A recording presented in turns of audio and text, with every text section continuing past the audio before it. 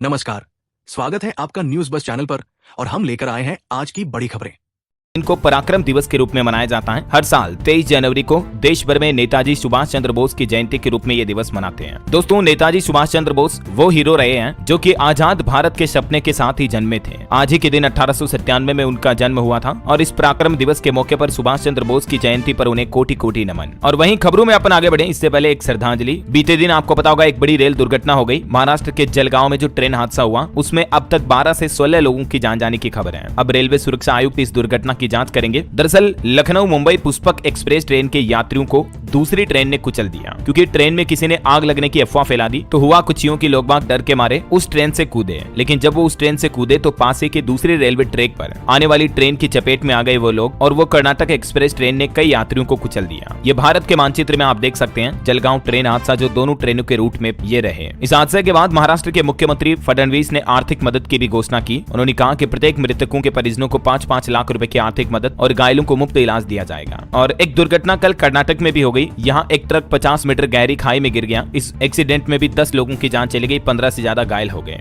ये किसान फल सब्जियां बेचने मेले में जा रहे थे। कर्नाटक के उत्तर कन्नड़ जिले में यह हादसा हुआ। ईश्वर इन सभी लोगों की आत्मा को शांति दे, हमारी यही प्रार्थना है। और चलिए अब अपन आगे बढ़ते हैं खबरों में। देखिए, सबसे पहले तो दिल्ली विधानसभा चुनाव को लेकर कुछ अपडेट्स आ रहे हैं। दिल्ली में मोदी की 3, योगी की 14 जनसभाएं होगी। राहुल गांधी भी 22 से 24 जनवरी तक 3 रैलियां करेंगे। बीते दिन भी दिल्ली में पीएम मोदी ने भाजपा कार्यकर्ताओं से कहा कि हार के डर से आपदा वाले घोषणाएं कर रहे हैं। पीएम बोले कि वे कहते हैं फिर आएंगे, जनता कहती है फिर खाएंगे। इधर केजरीवाल ने भी कहा कि मिडिल क्लास टैक्स टेररिज्म का शिकार हो रहा है। केंद्र सरकार इनकम टैक्स की छूट को बढ़ाकर 10 लाख रुपए तक करें और स्वास्थ्य और शिक्षा का बजट भी बढ़ाएं। आने वाले बजट 2025 को लेकर दिल्ली के पूर्व मुख्यमंत्री अरविंद केजरीवाल ने सरकार से ये कुछ मांगे रखी। और वैसे दिल्ली विधानसभा चुनाव में भी मिडिल क्लास के लिए केजरीवाल सरकार ने 7 मांगे रखी है। शिक्षा का बजट 2% से बढ़ाकर 10% किया जाए। प्राइवेट स्कूलों में फीस पर लगाम लगाई जाए। उच्च शिक्षा के लिए भी सब्सिडी और स्कॉलरशिप मिले। हेल्थ का बजट 10% किया जाए। इनकम टैक्स छूट की सीमा को 7 से बढ़ाकर 10 लाख रुपए किया जाए। आवश्यक वस्तुओं से जीएसटी हटाई जाए ताकि लोगों को महंगाई से राहत मिल सके। और भी बुजुर्गों और वरिष्ठ नागरिकों के लिए केजरीवाल सरकार ने केंद्र सरकार से ये टोटल 7 मांगे रखी है ना। वहीं पॉलिटिक्स से एक और खबर आ रही दोस्तों, मणिपुर में बना रहेगा बीजेपी और जेडीयू का साथ। पार्टी के प्रदेश अध्यक्ष ने समर्थन वापस लिया था। हाईकमान ने घंटे भर में ही फैसला पलटा। चलिए अगली खबर देखिए। बॉलीवुड एक्टर सैफ अली खान के घर पर बयान दर्ज करने पहुंची पुलिस। एक्टर ने अस्पताल पहुंचाने वाले ऑटो ड्राइवर से भी मुलाकात की। उनकी मां शर्मिला ने भी उनको शुक्रिया कहा। अभी उनको हॉस्पिटल से छुट्टी मिल चुकी है, अभी वो घर आ चुके हैं। वहीं नक्सलवाद पर एक बड़ी खबर देखिए। सेना के जवानों ने कहा कि हम लोग मारते गए, डेड बॉडी का हिसाब भी नहीं लगाया। छत्तीसगढ़ उड़ीसा बॉर्डर पर 27 नक्सलियों के एनकाउंटर की खबर है। और वहीं नारायणपुर में भी 8 नक्सलियों ने सरेंडर किया। चलिए अगली खबर आ रही है। अगले महीने अमेरिका में हो सकती है प्रधानमंत्री नरेंद्र मोदी और अमेरिका के नवनिर्वाचित राष्ट्रपति डोनाल्ड ट्रंप की मुलाकात। सूत्रों में यह भी दावा किया जा रहा है। और अगली बड़ी अच्छी खबर है। देश के रक्षा मंत्री राजनाथ सिंह ने बड़ी घोषणा की। कहा कि देश में 100 नए सैनिक स्कूल खोले जाएंगे।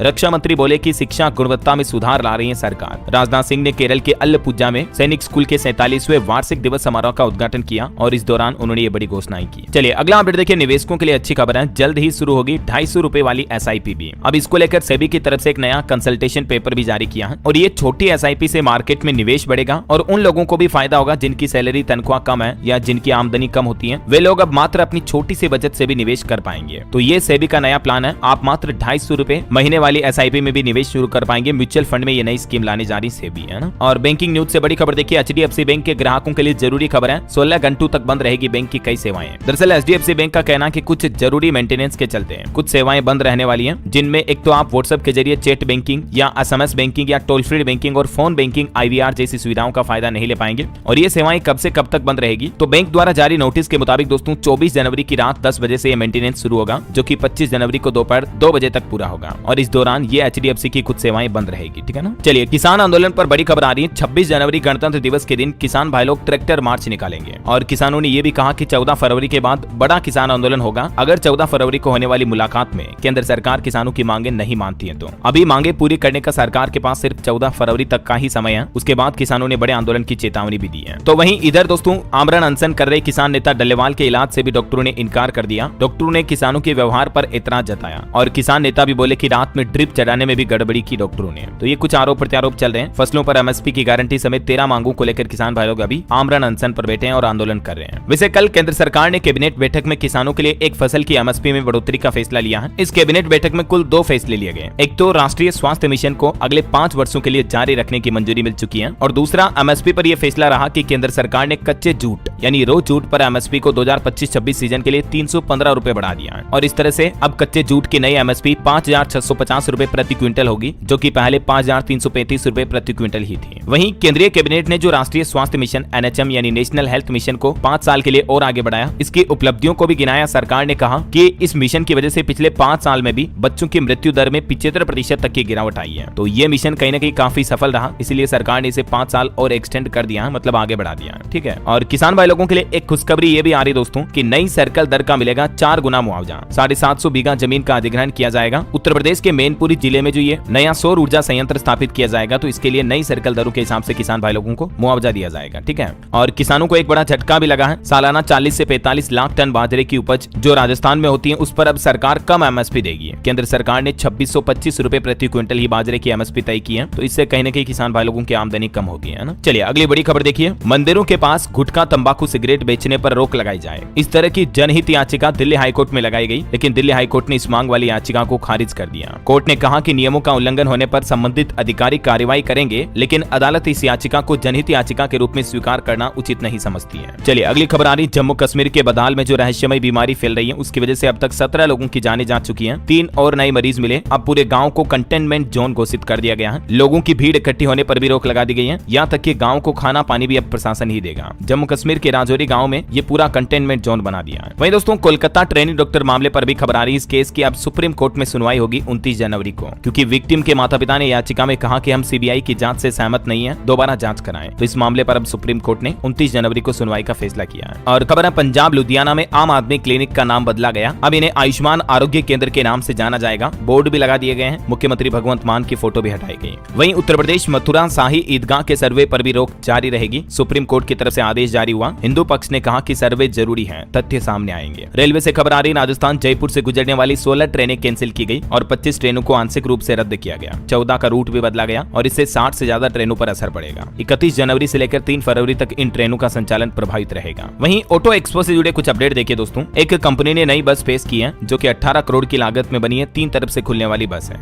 ये एक तरह से चलता फिरता शोरूम लगता है। ऑटोमोटिव डिजाइनर दिलीप छाबड़िया ने इसको डिजाइन किया। वहीं सोलर पावर से चलने वाली इलेक्ट्रिक कार वेव इवा भी पेश हुई, जो कि फुल चार्ज में 250 किलोमीटर तक की रेंज देगी और इसकी शुरुआती शोरूम कीमत भी काफी सस्ती रखी गई है, 3.25 लाख रुपए। ये मतलब भारत में आने वाली अब तक की सबसे सस्ती इलेक्ट्रिक कार होगी। और एक अनोखा इनोवेशन देखिए, अब गन्ने के रस से चलेंगे वाहन, इथेनॉल करेगा कमाल। ऑटो एक्सपो में हुंडई क्रेटा भी लॉन्च की गई है, जो कि इथेनॉल मिश्रित पेट्रोल डीजल फ्यूल के साथ चलेगी। फ्लेक्स फ्यूल वाला व्हीकल पेश किया हुंडई ने। चलिए आगे बढ़ते हैं अपन खबरों में। देखिए एयरटेल के ग्राहकों के लिए अच्छी खबर है। एयरटेल की तरफ से केवल कॉलिंग और SMS वाले रिचार्ज प्लान पेश किए गए। ट्राई के नए आदेश के बाद आखिरकार कंपनी ने ये नए प्लान लॉन्च आउट कर ही दिए हैं। एक तो 509 वाला प्लान है, दूसरा 1999 वाला प्लान है। दोनों ही प्लान में आपको क्या क्या बेनिफिट मिलेंगे देख सकते हैं आप जानकारी। इनमें डेटा नहीं मिलेगा, बल्कि केवल कॉलिंग और SMS वाले ये प्लान है। एक 84 दिन की वैलिडिटी वाला और एक पूरे साल भर की वैलिडिटी वाला। ठीक है। चलिए खेल समाचार पर खबर है दोस्तों। भारत ने इंग्लैंड को 7 विकेट से पहला T20 हराया। अभिषेक ने 8 छक्के लगाकर 79 रन बनाए। चक्रवर्ती को भी 3 विकेट मिले। बीती रात को कोलकाता के ईडन गार्डन्स में ये मैच खेला गया। वहीं बड़ी खबर आ रही है, पुष्पा 2 फिल्म के डायरेक्टर के घर पर इनकम टैक्स ने रेड डाली। पूछताछ के लिए सुकुमार को एयरपोर्ट से भी वापस बुलाया गया। कई घंटों तक चली है इनकम टैक्स की रेड। और खबर आ रही दोस्तों, यूपीएससी सिविल सेवा परीक्षा का नोटिफिकेशन जारी हुआ। 979 पदों पर भर्ती होगी। आवेदन की लास्ट डेट 11 फरवरी और 25 मई को यूपीएससी प्रीलिम्स का एग्जाम होगा।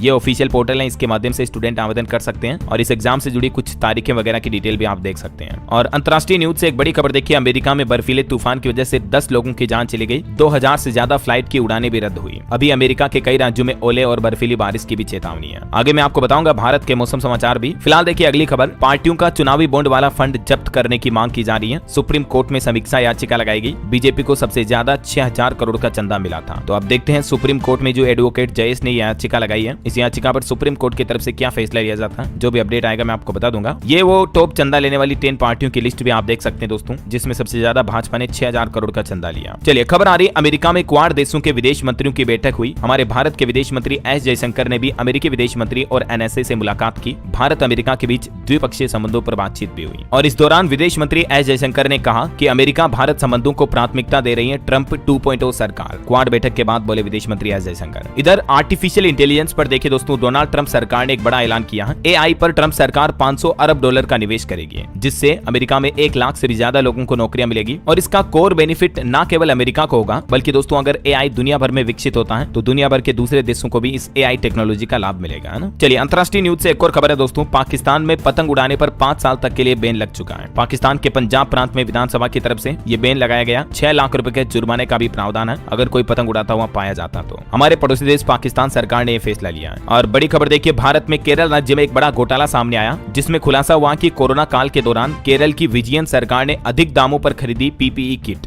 केग की एक रिपोर्ट में यह बड़ा खुलासा हुआ है। केरल विधानसभा में केग ने ये रिपोर्ट भी रखी है। वहीं खबर है, भारत की संसद अब और ज्यादा हाईटेक होगी। लोकसभा अध्यक्ष ओम बिरला ने कहा कि एआई यानी आर्टिफिशियल इंटेलिजेंस की मदद से संसद के सभी सदनों को एक ही प्लेटफॉर्म पर लाया जाएगा और इसी साल 2025 में ये व्यवस्था करने की बात कही है उन्होंने। और खबर है दोस्तों, झारखंड राज्य में शराब की सप्लाई भी बंद हुई। दुकानों में खत्म हो रहा स्टॉक। JSBCL पर 450 करोड़ रुपए बकाया है, क्योंकि शराब कंपनियों को भुगतान नहीं किया जा रहा। ये वजह कि झारखंड में अभी शराब की सप्लाई भी बंद हो चुकी है। और एक खबर आ रही कि झारखंड में इन शिक्षकों और कर्मचारियों को भी मिलेगा पुरानी पेंशन योजना का लाभ। सरकार की तरफ से SOP भी जारी कर दी गई है। जहां एक तरफ देश भर में आपको पता होगा अधिकतर राज्यों में OPS यानी पुरानी पेंशन को लेकर सरकारी कर्मचारी जो मांग कर रहे हैं, विरोध कर रहे हैं। इस बीच झारखंड सरकार ने बड़ा फैसला लिया है। राज्य में कार्यरत 836 गैर सरकारी सामान्य सहायता प्राप्त प्रारंभिक विद्यालयों तथा 134 गैर सरकारी सहायता प्राप्त अल्पसंख्यक माध्यमिक विद्यालयों के शिक्षकों और कर्मचारियों को पुरानी पेंशन योजना का लाभ मिलेगा। हालांकि झारखंड की हेमंत सोरेन सरकार का कहना है कि इन कर्मचारियों को ये विकल्प भी मिलेगा कि वो चाहे तो नई पेंशन योजना का विकल्प भी चुन सकते हैं। ऐसा झारखंड शिक्षा विभाग की तरफ से इस संबंध में नई SOP भी जारी कर दी है और जो भी पेंशन का विकल्प चुनना है उसके लिए शिक्षकों और कर्मचारियों को शपथ पत्र भी देना होगा, है ना। चलिए सोना चांदी के भाव पर एक बड़ी खबर आ रही है। ऑल टाइम हाई पर पहुंचा सोना। सोने में आप गोल्ड ETF के जरिए भी निवेश कर सकते हैं। गोल्ड ETF ने भी बीते 1 साल में 32% तक का रिटर्न दिया। और अभी दोस्तों सोने के भाव की बात करें तो देखिए, सोना पहली बार 80,000 के भी पार पहुंचा। 10 ग्राम सोने का भाव अभी 80,194 रुपए प्रति तोला तक पहुंच चुका है। मार्केट एक्सपर्ट का यह अनुमान है कि जून महीने तक सोना 85,000 तक पहुंच सकता है। बीते एक ही दिन में 10 ग्राम 24 कैरेट सोने के भाव में 741 रुपए की बढ़ोतरी हुई और अभी सोने का रेट ये चल रहा है। India Boolean and jewellers association IBJA के लेटेस्ट रेट है ये। चांदी की बात करें दोस्तों तो चांदी की कीमतों में भी तेजी आई है। 715 रुपए की बढ़ोतरी के साथ ही चांदी का भाव अभी 91,248 रुपए प्रति किलो पहुंच चुका है। और बाकी गोल्ड के अलग अलग कैरेट के हिसाब से भी रेट आप देख सकते हैं। अभी इसी साल की बात करें दोस्तों तो नए साल में 1 जनवरी 2025 से लेकर अब तक सोना 4,000 रुपए से भी ज्यादा महंगा हो चुका है। का पारा फिर से गिर सकता है। राजस्थान के भी 8 जिलों में आज बारिश का अलर्ट है। कोहरे की भी आशंका है। अब मौसम विभाग का कहना कि फिर से बदलेगा मौसम और 24 जनवरी के बाद राजस्थान में सर्द हवाएं चलेगी। तो कहने का मतलब अभी जो ठंड में गिरावट देखने को मिल रही है, ये ठंड फिर से बढ़ सकती है, क्योंकि एक नया पश्चिमी विक्षोभ एक्टिव हुआ राजस्थान में। इधर पंजाब के भी 17 जिलों में आज बारिश की चेतावनी। पश्चिमी विक्षोभ सक्रिय हुआ, 1.5 डिग्री तक तापमान में गिरावट आ सकती है। हरियाणा में भी आज रात से बदलेगा मौसम। जनवरी में चौथी बार अलर्ट जारी हुआ। अब तक सिरसा और नूह में सबसे ज्यादा बादल बरसे हैं। उत्तर प्रदेश के भी 19 जिलों में बारिश की चेतावनी। 40 किलोमीटर प्रति घंटा की रफ्तार से हवाएं चलेगी। यूपी के 39 जिलों में कोहरा छाया रहेगा। विजिबिलिटी कई जगहों पर 100 मीटर तक रही। झारखंड में देखिए दोस्तों, गुमला सबसे ठंडा जिला रहा। 26 जनवरी को झारखंड में कोहरा और ठंड फिर से बढ़ेगा। और भी अगले 24 घंटों के दौरान मौसम की संभावित गतिविधियां क्या रह सकती हैं, जिसकी जानकारी आप देख सकते हैं स्क्रीन पर। ओके, और चलिए मौसम के बाद कुछ मार्केट अपडेट्स देख लेते हैं दोस्तों। देखिए भारतीय स्टॉक मार्केट में आज सेंसेक्स 566 अंक चढ़कर 76,404 पर बंद हुआ। निफ्टी भी 130 अंक चढ़ा। IT शेयर्स में सबसे ज्यादा तेजी रही। रियल्टी में गिरावट देखी गई। और खबर देखिए आप, अक्टूबर नवंबर दिसंबर तिमाही में HDFC बैंक का मुनाफा 2% बढ़ा। 16,736 करोड़ रहा प्रॉफिट। उसके बाद बैंक के शेयर में भी लगभग 2.25% तक की बढ़ोतरी दर्ज हुई। वहीं खबर है हिंदुस्तान यूनिलीवर का आइसक्रीम बिजनेस भी जल्द ही स्टॉक मार्केट में लिस्ट होगा BSE NSE पर। HUL के शेयर होल्डर्स को एक के बदले क्वालिटी वोल्स का एक शेयर भी मिलेगा। बोर्ड ने मंजूरी दी। और निवेशकों के लिए भी एक खबर है, Denta water and infra solutions का IPO ओपन हो चुका है। इसमें आप 24 जनवरी तक निवेश कर पाएंगे। और टेक न्यूज से खबर है दोस्तों, सैमसंग का अनपैक्ड इवेंट शुरू हुआ। AI फीचर्स के साथ S25 स्मार्टफोन सीरीज लॉन्च करेगी कंपनी। 1999 रुपए का प्री पेमेंट करके प्री बुक कर सकते हैं कस्टमर्स इस फोन को। चलिए आगे बढ़ते हैं अपन खबरों में। देखिए इस बार गणतंत्र दिवस परेड पर कर्तव्य पथ पर गुजरात की झांकी भी खास होगी। अनर्थपुर से एकता नगर तक की विरासत आपको देखने को मिलेगी। इस गुजरात की झांकी में 12वीं से लेकर 21वीं सदी तक की विकास गाथा दिखाई जाएगी। वहीं कर्तव्य पथ पर बिहार की झांकी भी आकर्षण का केंद्र रहेगी। भगवान बुद्ध और प्राचीन नालंदा महाविहार भी इसमें शामिल होगा। और खबर है दोस्तों, यूपी लखनऊ में भी 26 जनवरी को 52 सेकंड के लिए थम जाएगा पूरा शहर, क्योंकि इस दिन पूरे शहर में एक साथ राष्ट्रगान बजेगा। इसकी तैयारियां अभी से शुरू कर दी गई है। सभी चौराहों पर राष्ट्रगान एक साथ बजेगा, तो सभी चौराहों पर एक साथ रेड सिग्नल होगा। कोई गाड़ी नहीं चलेगी, कोई पैदल नहीं चलेगा। सुबह 10 बजे एक्जैक्टली 52 सेकंड के लिए थम जाएगा पूरा शहर, और इससे 5 मिनट पहले ही पूरे शहर में सायरन भी बजाया जाएगा। चलिए अगली खबर देखिए, विश्व हिंदू परिषद ने JPC को एक सलाह दी और कहा कि हर धर्म की संपत्तियों की रक्षा के लिए एक कानून बनाया जाए। जैसे मतलब मुस्लिमों के लिए वक्फ बोर्ड है ना, मुस्लिम संपत्तियों के लिए, वैसे ही हिंदू परिषद का कहना कि अलग अलग धर्मों और उनकी संपत्तियों के लिए अलग अलग कानून नहीं होने चाहिए, बल्कि हर धर्म की संपत्तियों के लिए एक ही यूनिवर्सल कानून होना चाहिए, जैसे देश के संविधान का कानून है ना, वैसे ही। और एक बड़ी चिंताजनक रिपोर्ट आ रही है, मौसमी घटनाएं भी HIV फैलाती हैं। हालिया वैज्ञानिकों की जांच में खुलासा हुआ है और पता चला कि HIV परीक्षण में कमी की वजह से पीड़ितों का स्वास्थ्य और भी ज्यादा बदतर होता जा रहा है। लेकिन इस जांच में वैज्ञानिकों और शोधकर्ताओं का कहना है कि चरम मौसम की घटनाएं HIV खतरों को और ज्यादा बढ़ा देती हैं। जलवायु परिवर्तन पर भी एक रिपोर्ट देखिए दोस्तों, देश के 8 राज्यों में 60% तक कम बारिश हुई क्लाइमेट चेंज की वजह से, जबकि 13 राज्यों में तो बारिश में भारी कमी रही। जनवरी में अभी पानी के लिए तरस रहे हैं अधिकतर किसान। मौसम विभाग की तरफ से रिपोर्ट जारी की गई, जिसमें बताया गया कि जनवरी महीने में अब तक जम्मू कश्मीर, हिमाचल, पंजाब, हरियाणा, उत्तर प्रदेश, उत्तराखंड में मिली-जुली बारिश हुई है, जबकि यूपी, उत्तराखंड में कुछ कम बारिश भी दर्ज हुई और हरियाणा में तो और चंडीगढ़ में सामान्य से ज्यादा बारिश दर्ज हुई। और ये जो बारिश कुछ राज्यों में कम, कुछ में ज्यादा हो रही है, इन सब के पीछे एक ही वजह है, क्लाइमेट चेंज, जलवायु परिवर्तन, जो कि प्रदूषण की वजह से बढ़ रहा है। वनों को, पेड़ों को काटने की वजह से धरती का वातावरण डिस्टर्बेंस में हो रहा है। और वैज्ञानिकों की एक और अनोखी रिसर्च देखिए दोस्तों, अध्ययन में ये पता चला है कि महिला डॉक्टर का इलाज ज्यादा असरदार होता है मरीजों पर, और महिला डॉक्टर से मरीजों को रिस्क यानी जोखिम भी कम होता है। और यहाँ तक कि वैज्ञानिकों के इस तथ्य पर भारत के डॉक्टरों ने भी सहमति जताई है। ये रिसर्च किया है दोस्तों अमेरिका के रोचेस्टर स्थित मेयो क्लिनिक और कनाडा के टोरंटो विश्वविद्यालय के शोधकर्ताओं ने महिला और पुरुष डॉक्टर के उपचार का अंतर पता लगाने के लिए ये अध्ययन किया। और इसमें यह खुलासा हुआ कि जो महिला डॉक्टर होती है उनका इलाज मरीजों के लिए और बेहतर असरदार होता है। ऐसा चलिए टेक न्यूज से खबर देखिए, ChatGPT को बनाने वाली कंपनी OpenAI का नया प्रोजेक्ट शुरू हो रहा, the Stargate project. 41 lakh crore रुपए का इन्वेस्टमेंट किया जाएगा इस प्रोजेक्ट में, और ये प्रोजेक्ट तकनीक की दुनिया को पूरी तरह से बदल कर रख देगा। अगले 4 सालों के लिए ये भारी निवेश के साथ AI इंफ्रास्ट्रक्चर को विकसित करेगी कंपनी इस प्रोजेक्ट के जरिए, है ना। और EPFO के सदस्यों पर आंकड़ा आ रहा कि नवंबर 2024 में 14,63,000 सदस्य जुड़े, जिनमें लगभग 8,74,000 लोग नए जुड़े हैं। कर्मचारी भविष्य निधि संगठन EPFO की तरफ से डेटा जारी किया गया। चलिए अगली खबर आ रही दोस्तों, इस बार आपको पता होगा गणतंत्र दिवस परेड में इंडोनेशिया का भी 352 सदस्यों का मार्चिंग और बैंड दल शामिल होगा, और इंडोनेशिया के राष्ट्रपति इस बार हमारे गणतंत्र दिवस पर मुख्य अतिथि भी होंगे, राइट। तो बताया जा रहा है कि राष्ट्रपति के तौर पर उनका ये भारत का पहला दौरा होगा, और ये काफी अहम होगा। जो इंडोनेशियाई राष्ट्रपति हैं सुबियांतो, उनकी भारत यात्रा के दौरान कई अहम समझौते हो सकते हैं भारत इंडोनेशिया के बीच, जिसमें ब्रह्मोस क्रूज मिसाइल की एक बड़ी डील भी शामिल है। और राम मंदिर पर खबर आ रही, राम मंदिर के पहले और दूसरे तल में बनाया जा रहा म्यूजियम अत्याधुनिक तकनीक से लेस हो गया है, मतलब संग्रहालय बनाया जा रहा आधुनिक। चलिए अगली खबर देखिए, ओला कंपनी की पहली इलेक्ट्रिक बाइक भाविस अग्रवाल ने भी खुद चलाई, अब इसका प्रोडक्शन भी शुरू कर दिया कंपनी ने, और ओला की ई बाइक की तस्वीरें भी सामने आई, कुछ यूं लुक होगा इसका। वैसे ईवी व्हीकल को लेकर एक अच्छी रिपोर्ट भी आ रही है। ईवी प्लांट के लिए 3500 करोड़ का निवेश करने जा रही है ट्रक बनाने वाली कंपनी, जिससे कि 4000 से ज्यादा नौकरियां भी पैदा होगी। महाराष्ट्र राज्य में कंपनी ने इलेक्ट्रिक ट्रक मैन्युफैक्चरिंग प्लांट लगाने की घोषणा की है, ये ऐलान किया है ब्लू एनर्जी कंपनी की तरफ से। वहीं क्रिप्टो करेंसी पर देखिए बड़ी खबर, बिटकॉइन का जलवा जारी रहेगा, इस साल के अंत तक बिटकॉइन बढ़कर $2,50,000 तक रेट पर पहुंच सकता है। फंड स्ट्रेट के रिसर्च की तरफ से रिपोर्ट में दावा किया गया। अभी बिटकॉइन का प्राइस डोनाल्ड ट्रंप की जीत के बाद आपको पता होगा 1 लाख का आंकड़ा पार कर चुका है ना। वहीं हमारे देश में रियल एस्टेट पर एक रिपोर्ट देखिए, 9% कम हुए प्रॉपर्टी के खरीदार, मतलब अब लोग बाग घर फ्लैट वगैरह कम खरीद रहे हैं। चलिए अगली खबर देखिए, कर्मचारियों की ग्रेच्युटी को लेकर हाईकोर्ट की तरफ से एक बड़ा आदेश सुनाया गया। जज ने कहा कि पैसों को नहीं रोका जा सकता है। कोर्ट ने यह साफ कर दिया कि किसी कर्मचारी की ग्रेच्युटी रकम को तब भी नहीं रोका जा सकता है, चाहे भले उस पर कोई केस क्यों ना चल रहा हो। कर्नाटक हाईकोर्ट की तरफ से यह बड़ा फैसला सुनाया गया। बंगलुरु का एक मामला है जिसमें हाईकोर्ट ने ग्रेच्युटी रोकने पर रोक लगा दी और कहा कि 31 जनवरी 2025 तक कर्मचारी की ग्रेच्युटी का निपटारा करें। हाईकोर्ट ने कहा कि बिना रिकवरी कार्रवाई के ग्रेच्युटी नहीं रोकी जा सकती है। चलिए अगली खबर देखिए, 26 जनवरी से बिना हेलमेट के आपको नहीं मिलेगा पेट्रोल। उत्तर प्रदेश कानपुर में डीएम की तरफ से सभी पेट्रोल पंप संचालकों को भी आदेश जारी किया गया। चलिए खबर देखिए दोस्तों, भारत की सरकारी टेलीकॉम कंपनी BSNL की तरफ से भी एक नया प्लान लॉन्च किया गया। अब बिना किसी रिचार्ज के भी आपकी BSNL का सिम कार्ड 10 महीने तक एक्टिवेट रहेगा, मतलब आपको सस्ते प्लान में फ्री कॉलिंग के साथ और भी कई बेनिफिट मिलेंगे। जिसमें BSNL ने 797 रुपए वाला एक नया प्लान भी लॉन्च किया, जिसकी वैलिडिटी तो सिर्फ 60 दिन की होगी, लेकिन 300 दिनों तक इनकमिंग इस प्लान में आपको बिल्कुल फ्री मिलेगी। आउटगोइंग कॉलिंग 60 दिन तक ही मिलेगी। अच्छा, और देखिए आप BSNL ने इस राज्य में IFTV नाम से एक नई सर्विस शुरू की है, जिसके तहत आप 500 से भी ज्यादा लाइव टीवी चैनल बिल्कुल फ्री में देख पाएंगे। दरअसल BSNL ने अपनी internet protocol based IFTV service को अब देश के एक और राज्य में लॉन्च कर दिया है, और वो राज्य है दोस्तों राजस्थान। हालांकि इससे पहले पिछले साल इंडिया मोबाइल कांग्रेस के दौरान BSNL ने ये IFTV टेक्नोलॉजी लाई थी, जिससे सबसे पहले 2 राज्य मध्य प्रदेश और तमिलनाडु में पायलट प्रोजेक्ट के तौर पर शुरू किया गया था। उसके बाद पंजाब, चंडीगढ़, गुजरात में भी इसे लॉन्च किया गया, और अब आखिरकार राजस्थान में भी आपको BSNL की ये सर्विस मिलेगी, ठीक है, जिसमें आप ढेर सारे टीवी चैनल बिल्कुल फ्री में देख पाएंगे, 500 से भी ज्यादा लाइव टीवी चैनल्स। अभी पंडुचेरी राज्य में भी BSNL ने इसका पायलट प्रोजेक्ट शुरू कर दिया है। चलिए अगली खबर देखिए, शेयर मार्केट में निवेशकों की संख्या दिनों दिन बढ़ रही है। 20 लाख नए निवेशक प्रत्येक महीने शेयर बाजार से जुड़ रहे हैं, मतलब लगभग 20 लाख नए डीमेट खाते खुल रहे हैं। अभी तक हमारे देश में टोटल डीमेट खातों की संख्या बढ़कर 21 करोड़ से भी ज्यादा हो चुकी है। सेबी की तरफ से आंकड़े जारी किए गए।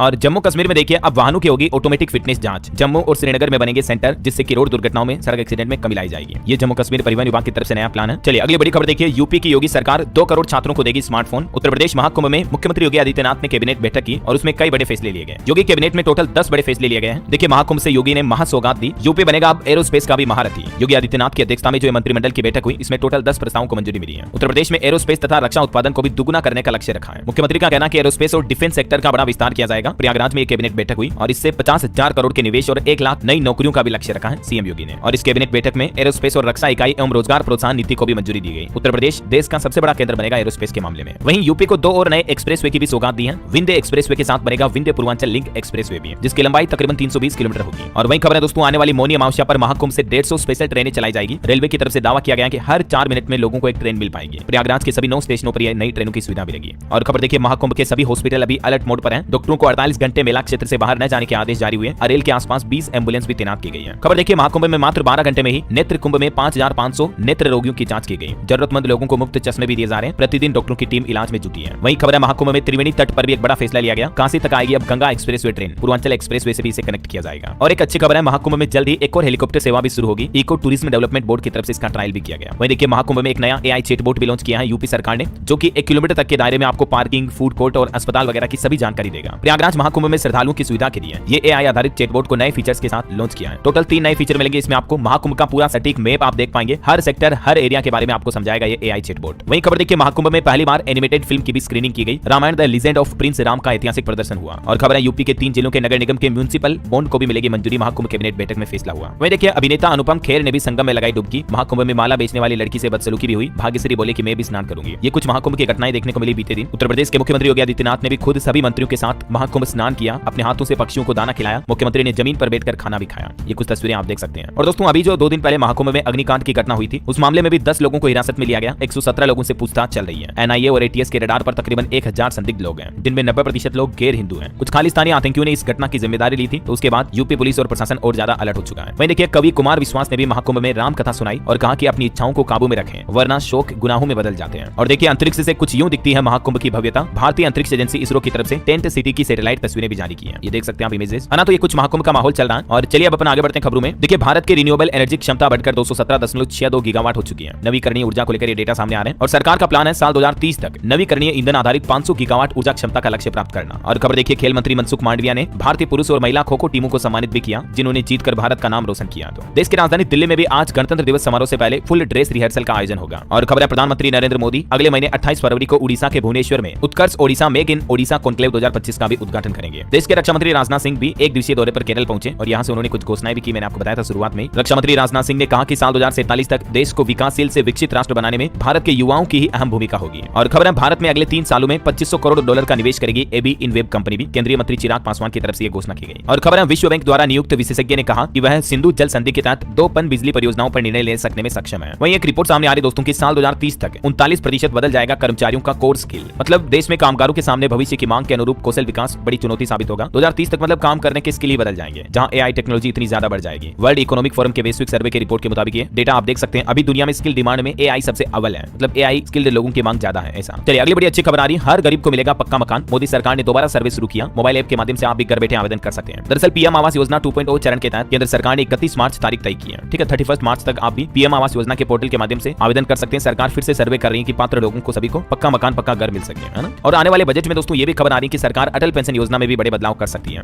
इसकी रकम को बढ़ाकर 5000 से 10000 भी किया जा सकता है, मतलब दुगुना किया जा सकता है। वर्तमान में इसकी राशि 1000 से 5000 तक है। चलिए खबर देखिए, छत्तीसगढ़ के मुख्यमंत्री भूपेश बघेल ने श्रमिकों के लिए 10,000 रुपए की वार्षिक सहायता योजना भी शुरू की है। जो राज्य के भूमिहीन श्रमिक हैं, मतलब जिन लोगों के पास कृषि भूमि वगैरह नहीं है, उन लोगों को हर साल 10,000 रुपए छत्तीसगढ़ सरकार की तरफ से सहायता राशि के रूप में दिए जाएंगे। और भी इस योजना के बारे में ज्यादा जानकारी आप देख सकते हैं। और खबर है, वर्ल्ड बैंक द्वारा भी नियुक्त तटस्थ विशेषज्ञ ने भारत और पाकिस्तान के बीच सिंधु जल संधि विवाद पर भारत का समर्थन किया। वैसे ये सिंधु जल संधि विवाद क्या है जिस पर भारत को विश्व बैंक के विशेषज्ञ का साथ मिला है, इसकी कुछ हिस्टोरिकल जानकारी भी आप देख सकते हैं दोस्तों। सिंधु जल संधि में भारत और पाकिस्तान की अलग अलग हिस्सेदारियां हैं। ये नदियां दोनों देशों से होकर गुजरती हैं, तो इसलिए अभी जो भारत पाकिस्तान के बीच समझौते हैं उसके मुताबिक दोस्तों सिंधु जल संधि की शर्तें और नियम क्या है ये भी आप देख सकते हैं। और भारत ने सिंधु जल संधि में बदलाव की मांगे क्यों की है, इसके पीछे भी कुछ ये मुख्य कारण है ना। वहीं खबर है, केंद्रीय परिवहन मंत्री नितिन गडकरी ने गोवा राज्य में विभिन्न राजमार्ग परियोजनाओं का लोकार्पण और शिलान्यास भी किया। गोवा के मुख्यमंत्री प्रमोद सावंत ने भी आश्वासन दिया है कि राज्य सरकार गोवा के विकास से संबंधित 25 वर्षों के लिए भविष्य की योजनाएं बना रही है। चलिए बड़ी खबर देखिए, उत्तर प्रदेश में सरकारी कर्मचारियों की छुट्टी को लेकर एक बड़ा अपडेट सामने आ रहा है। 1 फरवरी से कड़ाई से लागू होगी नई व्यवस्था, जिसके मुताबिक यूपी में अब कर्मचारियों को अवकाश लेने के लिए ऑनलाइन ही आवेदन करना होगा। और ये आवेदन मानव संपदा पोर्टल के जरिए होगा। 1 फरवरी से ही यूपी में यह नया नियम लागू हो जाएगा, ठीक है ना। और खबर है, उत्तर प्रदेश में 9700 करोड़ रुपए के निवेश को लेकर भी कुछ नए MOU साइन हुए हैं, जिसमें कोका कोला और बिस्लेरी जैसी कंपनियां भी शामिल हैं। विश्व आर्थिक मंच की बैठक में यूपी के अंदर इतने निवेश को लेकर कई समझौतों पर हस्ताक्षर हुए हैं। और खबर तो ये भी है दोस्तों की वर्ल्ड इकोनॉमिक फोरम में अश्विनी वैष्णव ने भी नए भारत का विजन पेश किया। जो अभी दावोस में मतलब WEF 2025 चल रहा ना, उसमें भारत का नया विजन पेश किया। आंध्र प्रदेश के मुख्यमंत्री भी दावोस में बिल गेट्स से मुलाकात करेंगे। और केंद्रीय मंत्री अश्विनी वैष्णव ने तो दावोस में स्विस फेडरल रेलवे के प्रतिनिधि मंडल से भी मुलाकात की। सोशल मीडिया पर इस बात की जानकारी दी। और इस WEF में दोस्तों महाराष्ट्र सरकार ने भी 38,750 करोड़ के 3 MOU साइन किए। और बाकी केंद्र सरकार का नेशनल हेल्थ मिशन अगले 5 साल तक जारी रहेगा। ये कुछ अपडेट मैंने आपको बताए थे। चलिए अगली खबर आ रही है, उत्तर प्रदेश वाराणसी के लोगों के लिए खुशखबरी। 1100 करोड़ की लागत से बिजली व्यवस्था को बेहतर किया जाएगा। 12 नए उपकेंद्र भी बनाए जाएंगे यूपी वाराणसी के लोगों के लिए। कुछ और स्टेट न्यूज अपडेट देख लेते हैं दोस्तों फटाफट से। देखिए, राजस्थान हाईकोर्ट का कहना है कि देश में साइबर ठगी पर हालात काफी खतरनाक है। डिजिटल अरेस्ट को लेकर केंद्र सरकार और राज्य सरकार को नोटिस भी जारी किया और इस पर क्या एक्शन लिया जा रहा है इसका प्लान भी मांगा है, क्योंकि आए दिन देश में डिजिटल अरेस्ट की घटनाएं बढ़ती जा रही है, तो इस पर हाईकोर्ट सख्त हुआ। वही खबर है दोस्तों, राजस्थान में मंगला पशु बीमा योजना में भी रजिस्ट्रेशन आप 31 जनवरी तक करवा सकते हैं। 40,000 रुपए तक का पशु बीमा का फायदा मिलता है इसमें, और इसकी सरकार ने मतलब डेट बढ़ा दी है, ठीक है ना, 31 जनवरी कर दिया। वहीं जो मुख्यमंत्री आयुष्मान आरोग्य योजना है उसमें भी राजस्थान सरकार ने बड़ी राहत दी है। इसमें भी आप 31 जनवरी तक रजिस्ट्रेशन करा सकते हैं। फिर आपको 1 फरवरी से ही 25 लाख रुपए तक का मुफ्त इलाज मिल पाएगा राजस्थान राज्य में। और राजस्थान के लिए बड़े गर्व की बात देखिए, प्राइड ऑफ राजस्थान अवार्ड से सम्मानित होंगे करणवीर बोहरा। जोधपुर में होगा राजस्थान इंटरनेशनल फिल्म फेस्टिवल का आयोजन, 1 फरवरी से शुरू होगा, जो कि 5 फरवरी तक आयोजित होगा। वहीं खबर है, राजस्थान में सेवानिवृत्त कर्मचारियों को भी 1 तारीख को पेंशन भुगतान की मांग की गई। कई जगहों पर कर्मचारियों ने विरोध भी किया। अजमेर में कलेक्टर को ज्ञापन भी सौंपा। चलिए अगला अपडेट देखिए दोस्तों, बिहार सहरसा को मिलेगा 210 करोड़ की विकास परियोजनाओं की सौगात। मुख्यमंत्री 23 जनवरी को आज 36 योजनाओं का उद्घाटन करेंगे। बिहार मधेपुरा में 25 जनवरी तक सभी स्कूल बंद रहेंगे। ठंड के कारण डीएम ने आदेश जारी किया। और बड़ी खबर आ रही झारखंड में देखिए, जेएसएससी सीजीएल पेपर लीक के मामले मिले, एसआईटी को 54 सबूत मिले। इस मामले पर हाईकोर्ट ने कहा कि 4 सप्ताह के अंदर जांच की स्टेटस रिपोर्ट दें। वहीं हरियाणा में देखिए दोस्तों, विकास की धार हाई पावर परचेज कमेटी की बैठक में 804 करोड़ के एजेंडे पास हुए। सरकार के पास तब भी 30 करोड़ रुपए बच गए। हरियाणा के मुख्यमंत्री नायब सिंह सैनी सरकार की बैठक हुई। वहीं खबर है, हरियाणा सोनीपत में भी हाफ मैराथन 9 फरवरी को आयोजित होगी। इसमें मुख्यमंत्री नायब सिंह सैनी भी शामिल होंगे। विजेताओं को 10,30,000 रुपए तक के इनाम मिलेंगे। और खबर है, हरियाणा जिंद में भी 24 जनवरी तक प्रदर्शन करेंगे पटवारी। 27 तारीख तक लोगों के काम प्रभावित होंगे। हरियाणा में राष्ट्रीय खेलों के लिए भी हरियाणा दल का नेतृत्व करेंगे ग्रोवर। पूर्व मंत्री तीसरी बार बने प्रमुख सीटीएम। 1000 खिलाड़ी जाएंगे उत्तराखंड। वहीं हरियाणा रोहतक पीजीआई में एचएमपीवी वायरस को लेकर अलर्ट जारी हुआ। बेड रिजर्व किए गए। चिकित्सक बोले कि गले के दर्द व जुकाम को हल्के में ना लें। खबर है दोस्तों, हरियाणा राज्य में 2 दिन नहीं चलेंगे सरल व पीपीपी पोर्टल। ऑनलाइन जन सेवाएं प्रभावित रहेगी। डेटा अपग्रेड किया जाएगा। 25 जनवरी से डाउन टाइम शुरू होगा। 25-26 तक ये दोनों पोर्टल बंद रहेंगे हरियाणा में, ठीक है ना। वहीं देखिए बड़ी खबर, भारत पाकिस्तान सीमा पर अवैध खनन रोकने को लेकर सख्ती बरतते हुए पंजाब सरकार ने फैसला लिया। सर्वे ऑफ इंडिया करेगा जांच। पंजाब सरकार इसका भुगतान करेगी। वहीं पंजाब चंडीगढ़ आएगी राष्ट्रीय महिला आयोग की चेयरपर्सन। 24 तारीख को लंबित केसों की सुनवाई करेगी। और खबर है, पंजाब में वाटर बस प्रोजेक्ट की जांच शुरू हुई। मंत्री बोले कि इस पर खर्च करना गलत फैसला रहा है। चलिए हिमाचल में देखिए, आज और कल भी बारिश और बर्फबारी के आसार हैं। आज 23 तारीख को 6 जिलों में शीतलहर की भी चेतावनी है। खबर है, गुजरात अहमदाबाद में 25 जनवरी को होगा कोल्ड प्ले कॉन्सर्ट का आयोजन। वहीं उत्तराखंड में भी 38वें राष्ट्रीय खेलों का काउंटडाउन शुरू हुआ। देश भर से आने वाले खिलाड़ियों को दिया जाएगा मनपसंद खाना भी। पीएम मोदी इसका उद्घाटन करेंगे। 28 जनवरी से ये शुरू होंगे, जो कि 14 फरवरी तक चलेंगे। वहीं उत्तराखंड सरकार ने यूसीसी कानून पर भी वेब पोर्टल बनाकर तैयार कर लिया है। मॉक ड्रिल में सभी खामियों को दूर किया गया। समान नागरिक संहिता कानून आखिरकार उत्तराखंड में लागू हो चुका है और इसका वेब पोर्टल भी शुरू हो गया। और उत्तराखंड में आज 1516 केंद्रों पर मतदान भी होगा। 18,000 से ज्यादा सुरक्षा कर्मी तैनात होंगे। उत्तराखंड निकाय चुनाव आज होने जा रहे हैं। वहीं मध्य प्रदेश में देखिए दोस्तों, भोपाल वासियों को मुख्यमंत्री मोहन यादव ने बड़ी सौगात दी है। सबसे बड़े फ्लाईओवर का उद्घाटन करेंगे आज 23 जनवरी को सीएम मोहन यादव, ठीक है ना। और एजुकेशन पर खबर आ रही दोस्तों, सीआईएसएफ में कांस्टेबल के 1124 पद खाली हैं और इन पदों पर भर्ती का नोटिफिकेशन भी जारी हो चुका है। 10वीं पास भी अप्लाई कर पाएंगे, ठीक है। अगले महीने 3 फरवरी से आवेदन शुरू होंगे। लास्ट डेट रहेगी 4 मार्च 2025। चलिए कुछ अंतरराष्ट्रीय न्यूज अपडेट देखते हैं। देखिए, यूक्रेन जंग पर डोनाल्ड ट्रंप ने पुतिन को चेतावनी दी और कहा कि बातचीत को तैयार नहीं हुए तो रूस पर प्रतिबंध लगाएंगे। और ट्रंप ने भेदभाव खत्म करने वाला प्रोग्राम भी बंद किया। स्टाफ को सैलरी देकर छुट्टी पर भेजा। वहीं खबर है, ट्रंप के जन्मजात नागरिकता खत्म करने के आदेश का भी विरोध किया जा रहा। 22 राज्य कोर्ट पहुंचे। ट्रंप सरकार के इस फैसले की वजह से अमेरिका में हर साल 1.5 लाख नवजात बच्चों को अमेरिका की सिटीजनशिप यानी नागरिकता नहीं मिल पाएगी। और खबर है दोस्तों, कनाडा मेक्सिको पर 25% टैरिफ लगाने के ट्रंप प्लान पर भी विवाद पैदा हुआ। कनाडाई पीएम बोले कि जवाब देंगे। ऐसी ही महत्वपूर्ण जानकारियों से जुड़े रहने के लिए न्यूज़ बस चैनल को लाइक, शेयर और सब्सक्राइब करें। धन्यवाद।